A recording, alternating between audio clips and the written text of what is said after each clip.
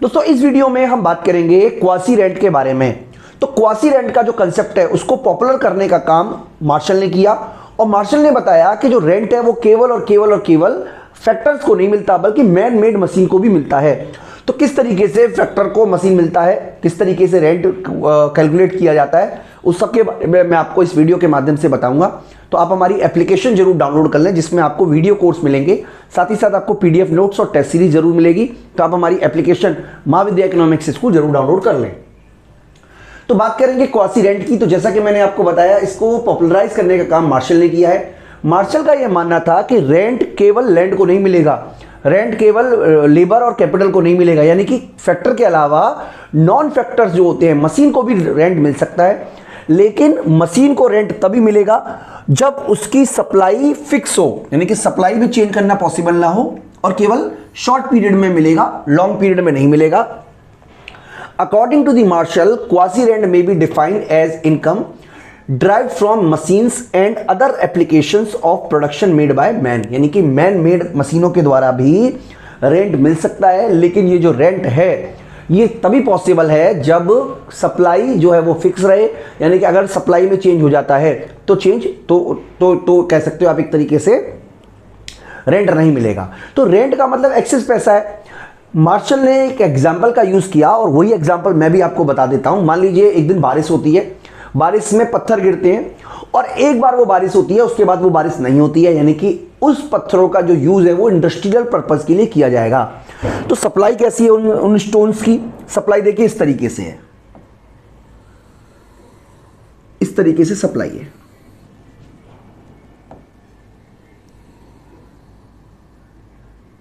ठीक है जी, ये मान लीजिए उसकी डिमांड है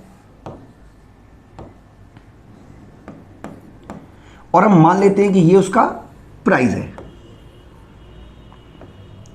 अब मान लीजिए किसी वजह से डिमांड बढ़ जाती है, यानी कि अब उसको मान लीजिए 100 रुपये हम दे रहे हैं, हर स्टोन का 100 रुपये दे रहे हैं, और स्टोन की जो क्वांटिटी है वो 1000 क्वांटिटी है, और ये 1000 क्वांटिटी वही है जो पहली बार बारिश में लोगों ने इकट्ठी की थी। इसका मतलब सप्लाई को बढ़ाना पॉसिबल नहीं है। अब मान लीजिए डिमांड बढ़ जाती है, यानी कि डिमांड बढ़ने की वजह से शॉर्ट रन में क्या होगा, अब आपको ज़्यादा पैसे मिलेंगे जो कि 150 रुपये या 120 रुपये मिलेंगे। तो इसका मतलब ये जो हिस्सा है जिसको आप बोल रहे हो ई से लेके E1 तक, यही रेंट है। यानी कि सिंपल शब्दों में समझने की कोशिश करें तो इसलिए मिल रहा है क्योंकि सप्लाई फिक्स है। लेकिन अगर मान लीजिए ऐसी बरसात 2-3 बार हो जाए, यानी कि सप्लाई को बढ़ाना पॉसिबल है, यानी कि फैक्टर ऐसा है जिसकी सप्लाई को चेंज करना पॉसिबल है, और उसकी सप्लाई इस तरीके से हो जाती है जिसको बोलते हैं परफेक्टली इलास्टिक। यानी कि अगर ये वाली सप्लाई हो जाती है उसकी, तो इक्विलिब्रियम पॉइंट ये वाला होगा जिसको हम E2 बोल देते हैं। यानी कि इस केस में उसको 100 रुपये ही मिलेंगे, इससे ना ज़्यादा मिलेगा ना कम मिलेगा, और क्वांटिटी चाहिए वो उतनी अवेलेबल है। तो इस तरीके से रेंट क्रिएट होता है और रेंट खत्म हो जाता है। इसी थ्योरी को जो मॉडर्न इकोनॉमिस्ट हैं उन्होंने इसको एक्सपेंशन किया और उसको बताया कि रेंट को कैलकुलेट करने के लिए उन्होंने बताया कि रेंट जो होता है वो AR माइनस AVC के बीच का डिफरेंस होता है। इससे पहले दोस्तों आपने शटडाउन कंडीशन आपने पढ़ी होगी, मैं आपको एक बार परफेक्ट कंपटीशन में शटडाउन की कंडीशन बता देता हूं। हम ऑलरेडी डिस्कस कर चुके हैं। अगर हम परफेक्ट कंपटीशन की बात कर रहे हैं, परफेक्ट कंपटीशन,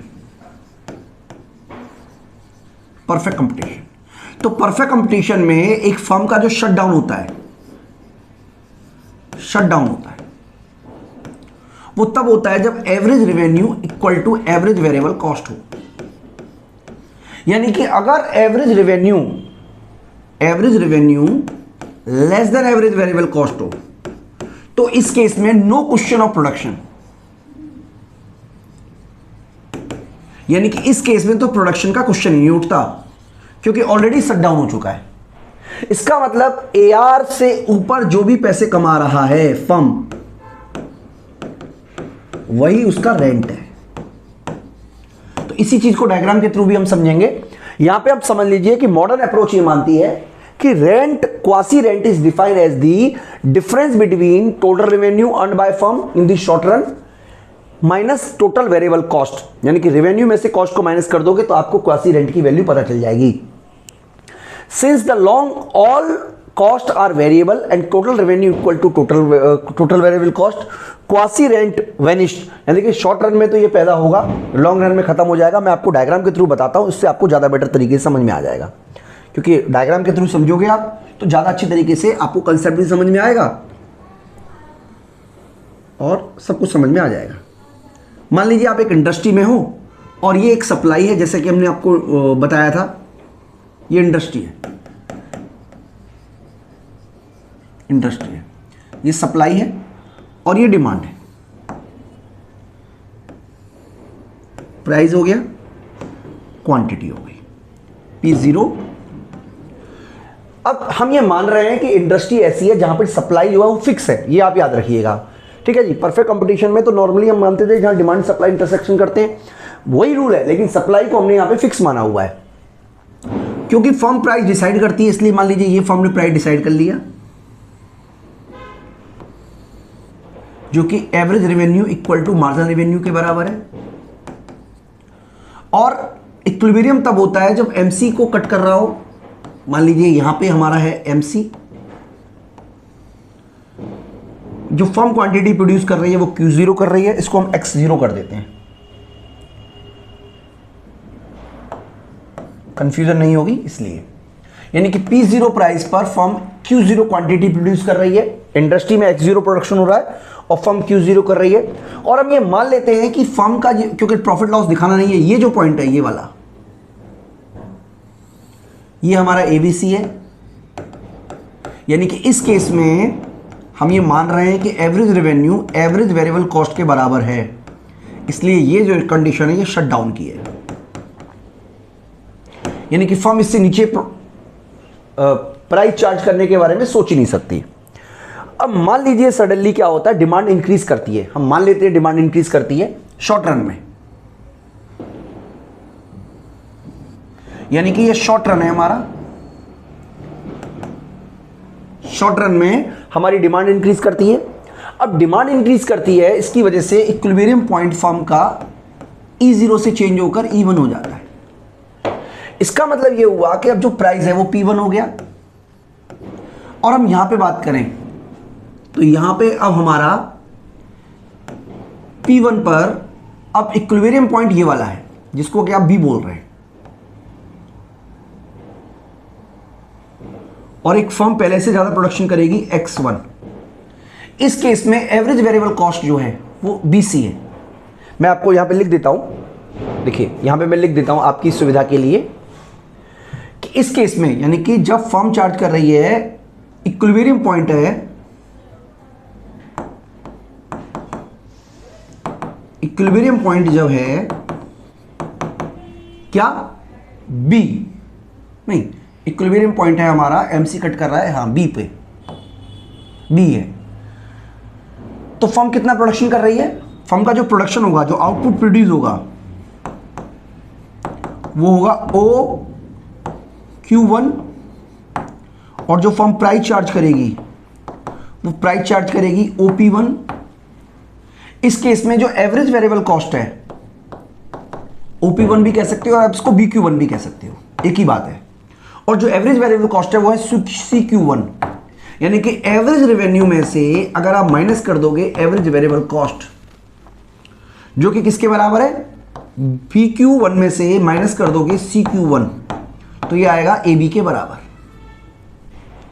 और अगर आपको टोटल रेंट निकालना है तो टोटल रेंट की जो वैल्यू है वो ये आएगी, ये जो शेडेड एरिया हमने किया है ये टोटल रेंट है, जो कि हमारा है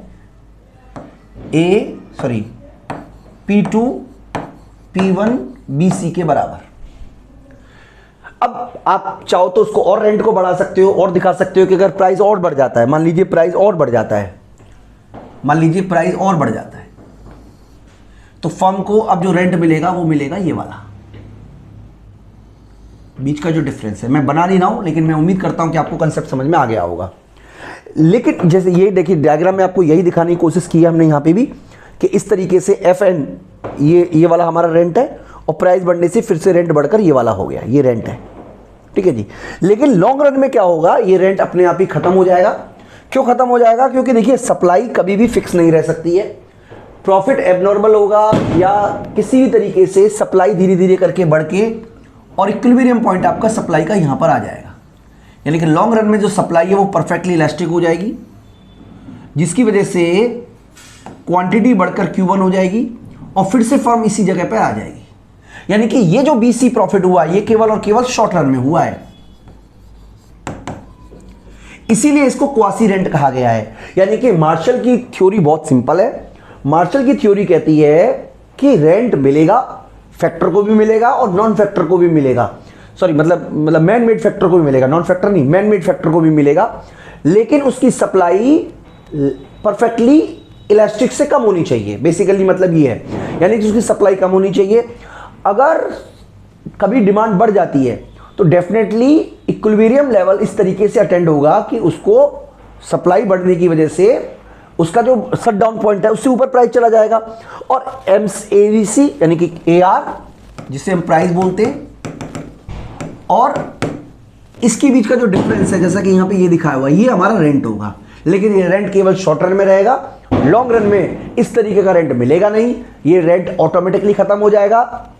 यही पूरा का पूरा कंसेप्ट है दोस्तों। मैं उम्मीद करता हूं कि आपको अच्छी तरीके से कंसेप्ट समझ में आया होगा। इस वीडियो में इतना ही, थैंक यू।